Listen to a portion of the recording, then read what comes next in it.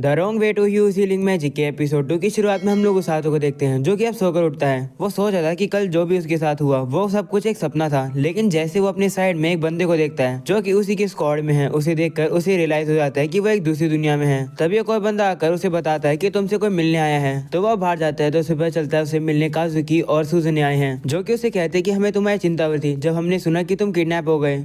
तो उसातो उनसे कहते हैं कि चिंता करने के लिए शुक्रिया, लेकिन मैं ठीक हूँ। लेकिन अब वो सब याद करता है कि जो भी उसके साथ कल हुआ।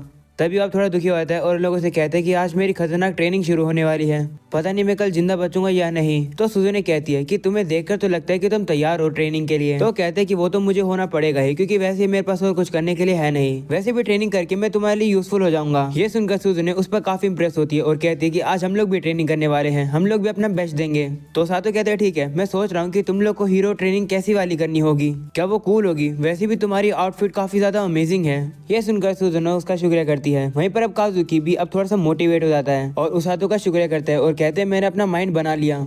वह सुजुने से भी कहते हैं कि मैं इस दुनिया में अपने बेस्ट करने वाला हूँ। ये सुनकर सुजुने भी उससे कहती है ऐसी बात है तो मैं भी ऐसा ही करूंगी। वो लोग वहां से चले जाते हैं। वहीं पर उसातो काफी खुश होता है कि ये लोग मोटिवेटेड हैं, लगता है ये ठीक रहेंगे, मैं भी एक दिन इन लोगों की मदद करना चाहता हूँ। तभी यहाँ पर रोज आ जाती है और उसे कहती है क्या तुम्हारी हीरोज के साथ अच्छे से बातें हो गई? तो उसातो डर जाता है और उसे कहते हैं हाँ हो गई बातें, शुक्रिया मुझे समय देने के लिए। तो रोज अब उसे कहती है कि ये जगह प्रिजन नहीं है, तुम कभी भी अपने दोस्तों से मिल सकते हो, लेकिन तब नहीं जब तुम्हारी ट्रेनिंग चल रही हो, समझ में आई? तो उसातो ये मान जाता है, जिसके बाद वो उसे एक डायरी पकड़ा देती है और कहती है कि तुम इसके अंदर अपने ट्रेनिंग रेजिमेंट, तुम्हारे एक्सपीरियंस और जो भी तुम लिखना चाहते हो तुम लिख सकते हो, जरूर ये तुम्हारे काम आएगी। और तुम्हारी ट्रेनिंग ब्रेकफास्ट करने के बाद है, तैयार है ना? ऐसा बोलने के बाद वो चली जाती है। वहीं पर अब उसातो थोड़ा सा घबराया हुआ होता है और सोचता है कि मेरी हेलिश ट्रेनिंग शुरू होने वाली है। उसातो की डे 1 की ट्रेनिंग में हम लोग उसातो को देखते हैं, जिसे लग रहा था कि ये ट्रेनिंग थोड़ी मुश्किल होगी, लेकिन ये तो इजी है। उसातो अपनी बॉडी के बीच में बिल्कुल कोई गर्म चीज को सेंस कर पा रहा होता है। तो रोज उसे बताती है कि जिस चीज को तुम फील करे वो मैजिक है। इसके बाद तुम्हें सीखना होगा कि तुम इस मैजिक को अपनी बॉडी के बाहर कैसे निकाल सकते हो। वो तुम्हें बाद में सीखना आ जाएगा, लेकिन अभी इस फीलिंग को सेंस करते रहो। तो उसातो भी अब कंटिन्यू करता है और अब अगली सीन में रोज उसे एक बुक देती है और कहती है इसे पढ़ो। तो उसातो कहता है कि आखिर मैं इसे कैसे पढूं, मुझे तो इस दुनिया की लैंग्वेज भी नहीं आती है। तो रोज कहती है इसे एक बार खोल के पढ़ो। तो ये सुनकर अब उसातो उस बुक को खोलता है और अब वो थोड़ा हैरान हो जाता है, क्योंकि वो इस बुक की लैंग्वेज को पढ़ पा रहा होता है। तो रोज उसे बताती है कि जो भी लोग इस दुनिया में हीरो समनिंग की स्पेल से आते हैं उनके ऊपर ऑटोमेटिकली ट्रांसलेशन स्पेल लग जाती है, तो तुम इस बुक को पढ़ सकते हो। वो अब उसे बुक में एक नक्शा दिखा कर कहती है कि यह है लिंगर किंगडम, जहाँ पर अभी हम हैं, और इसी की बगल वाली जगह वहाँ पर डीमंस रहते हैं। इसका मतलब हम उन डीमंस के पहले टारगेट हैं। इस बुक को अच्छे से पढ़ना, ये बुक तुम्हें दुनिया के नेशन, रेसेस और डीमन के बारे में बताएगी। वो अब चली जाती है तो उसातो उस बुक को पढ़ने लगता है और सोचता है कि ये वाली ट्रेनिंग तो मेरे लिए काफी सिंपल है। दूसरे दिन अब उसातो को काफी ज्यादा दौड़ना पड़ रहा है। वो अब काफी थक जाता है और सोचता है कि क्या ये मैजिक ट्रेनिंग है, मैंने ये नहीं सोचा था कि मुझे दौड़ना पड़ेगा। तीसरे दिन उसे और ज्यादा दौड़ना पड़ रहा है जब तक उसकी बॉडी जवाब न दे दे। उसके पैरों में दर्द हो जाता है तो वो नीचे गिर जाता है। तभी रोज वहाँ पर आती है और कहती है कि तुम्हें रेस्ट करने की परमिशन किसने दी? जिस पर वो कहता है कि मेरे लेग्स खत्म हो गए हैं, मैं और ज्यादा नहीं दौड़ सकता हूँ। ये सुनकर रोज उसके ऊपर अपने हीलिंग मैजिक का यूज करती है और अब उसातो नोटिस करता है कि उसके पैर में बिल्कुल भी दर्द नहीं हो रहा है। रोज अब उसे कहती है तुम्हारे पैर का दर्द खत्म हो गया ना, जल्दी से अब भागना शुरू करो। तो उसातो भी अब भागने लगता है और सोचता है कि इस तरीके से ट्रेनिंग करने पर तो मैं मर जाऊंगा।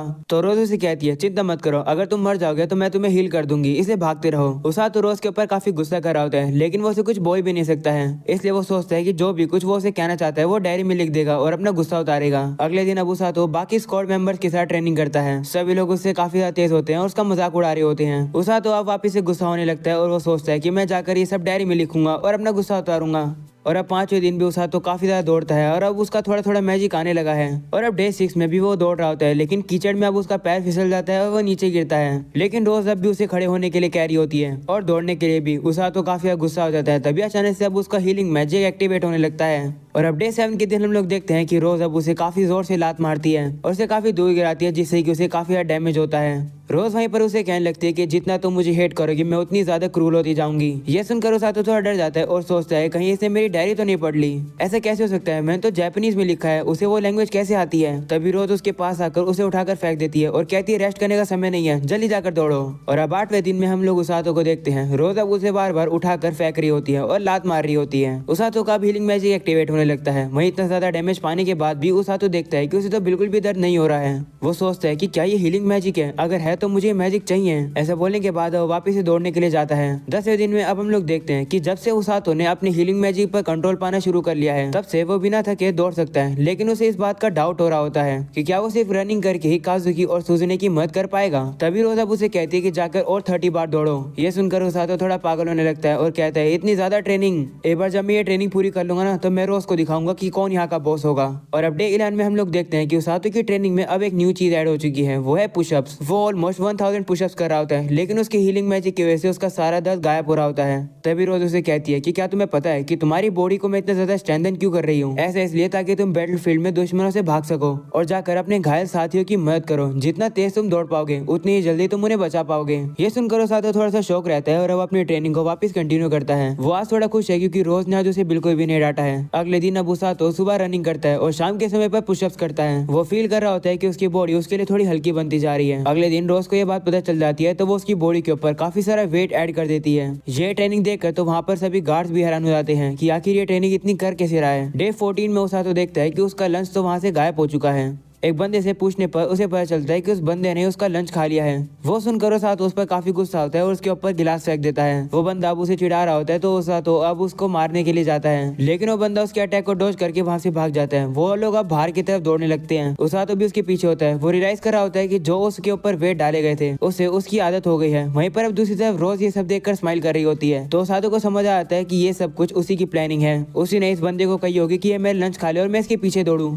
और अब अगले सीन में हम लोग देखते हैं एक हफ्ता बीत जाता है। काजुकी और सुजुने उससे मिलने आते हैं। उनके साथ एक छोटी लड़की और एक नाइट भी होते हैं। वो लोग अब जैसे वहाँ पर जाते हैं जहाँ पर उसातो होता है, वो उसे देखकर शौक हो जाते हैं। काजुकी और सुजुने उसे देखकर हैरान होते हैं और कहते हैं कि क्या ये उसातो है। वो लोग इतने हैरान इसलिए हैं क्योंकि उसातो की काफी बॉडी बन चुकी है, उसके ऊपर एक भारी पत्थर भी है और साथ में उसके ऊपर रोज भी बैठी हुई है। रोज उसे कहती है कि तुम्हारी स्पीड कम हो रही है, हार मत मानो। तो उसातो कहते हैं कि गिव अप कौन कर रहा है, तुम इतनी ज्यादा हल्की हो, मैं तो तुम्हें आराम से उठा सकता हूँ। ये सुनकर रोज वहाँ से जाती है और उसके लिए एक और बड़ा पत्थर ले आती है और कहती है अगर ऐसी बात है तो ये लो। वो अब उस भारी पत्थर को उसके ऊपर रख देती है, लेकिन उसातो अब उसे भी उठा रहा होता है। थोड़ी सी उसे दिक्कत हो रही होती है लेकिन वो हैंडल कर लेता है क्योंकि उसके पास हीलिंग मैजिक जो है। वो देखकर रोज काफी इंप्रेस होती है और उसे कहती है कि तुम धीरे धीरे मेरे टाइप के लड़के बनते जा रहे हो। ऐसा ही चलता रहा तो काफी जल्द मैं तुम्हें अपने साथ ले चल पाऊंगी। वहीं पर सुजुने और काजुकी को तो बिलीव ही नहीं हो पा रहा होता है कि वो उसातो है क्योंकि उसकी मसल ही काफी ज्यादा बन गई है। काजुकी वो देखकर कहता है कि कितनी क्रूअल ट्रेनिंग कर रहा है। वहीं पर काजुकी तो उसातो की मसल की फैन ही हो जाती है। वो सब देखकर वही नाइट अब जाकर रोज के कॉलर को पकड़ लेता है और उसे कहता है कि तुम क्या कर रही हो, तुम इस फूल लड़की की स्पीड तोड़ने की कोशिश कर रही हो क्या?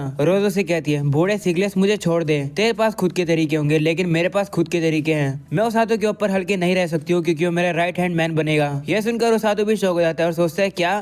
तो रोज कहती है कि उसातो काफी इंटरेस्टिंग है, मुझे ये पसंद है कि वो कभी भी हार नहीं मानता है। ये देखना काफी इंटरेस्टिंग है क्योंकि वो मेरी हर एक ट्रेनिंग को पास कर देता है। वो सब देखकर उसातो सोचने लगता है कि ये नाइट मेरी मदद करने के लिए आया या फिर मुझे और फंसाने के लिए। तभी रोज उसे कहती है कि जाकर ब्रेक ले लो क्योंकि अभी लंच का समय हो गया है और वैसे मुझे लगता है कि तुम्हें हीरोज के साथ बात करनी है तो जाओ जाके करो। तो उसातो ये मान जाता है और वो उन हीरोज और उस लड़की के साथ चला जाता है। वहीं पर वो नाइट और रोज आपस में लड़ने लगते हैं। अगले सीन में अब उसातो को पता चलता है कि वो नाइट इस किंगडम की आर्मी का कमांडर है और वो इस किंगडम का सबसे स्ट्रॉन्गेस्ट नाइट है, उसका नाम सिगलेस है। काजुकी बताता है कि सिगलेस ही हम लोगों को तलवारबाजी करना सिखा रहा है। ये सुनकर उसातो कहते हैं कि तो काफी कमाल की बात है और वैसे ये लड़की कौन है? तो लड़की कहती है कि मेरा नाम सीलिया वेलगस्टलिंगर है और मैं किंग की बेटी हूँ। ये सुनकर उसातो डर जाता है और उसे माफी मांगता है कि वो उसके सामने रूड बन रहा था। तो प्रिंसेस उसे कहती है कोई बात नहीं, तुम फ्रेंडली हो सकते हो। ये सुनकर उसातो थोड़ा शौक होता है। वहीं पर अब सुजुने कहने लगती है कि काजुको ने भी उसातो की तरह ही रिएक्शन दिया था जब वो प्रिंसेस से मिला था। ये सुनकर काजुकी भी शर्मा जाता है, जिसके बाद प्रिंसेस अभी से कहती है कि मैं सभी के लिए खाने के लिए ब्रेड लाई हूँ। वो लोग भी अब ब्रेड को खाने लगते हैं, उन्हें वो काफी ज्यादा टेस्टी लगती है। तभी काजुकी उसातो से कहते हैं कि क्या तुम्हारी ट्रेनिंग हमेशा इतनी बुरी होती है या सिर्फ आज ही?